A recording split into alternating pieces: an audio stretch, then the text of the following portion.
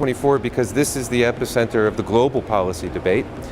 The recent IPCC report contains recommendations on what kind of changes would be needed to get to a 1.5 degree low overshoot scenario, rather than going to 2 degrees of climate change. And IPCC breaks that down sector by sector.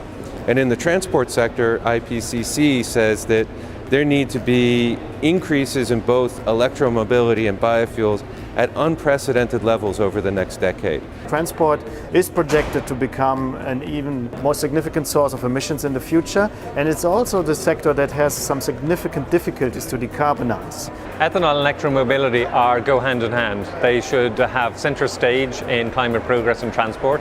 The current fleet consumes a huge amount of gasoline. That current fleet will be around for 30, 40 years yet, even if it's getting smaller, and that current fleet needs to be decarbonised.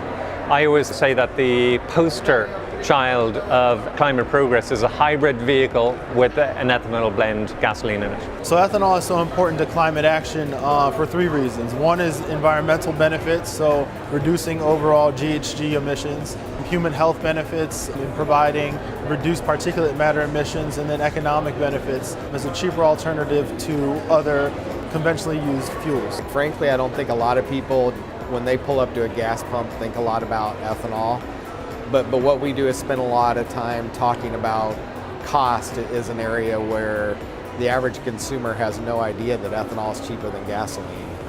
Government policy is really important. When you're taking market share from maybe the most powerful political force on the planet, which happens to be oil, you need to have market assurance that there will be a market for your product.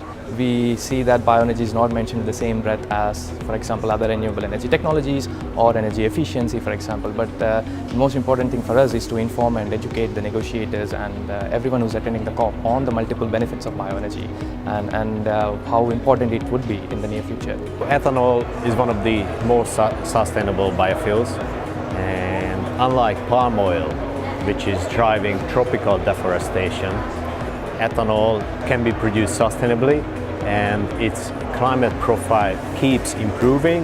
And today, ethanol saves 70% greenhouse gases compared to petrol and comes with a low risk of indirect land use change.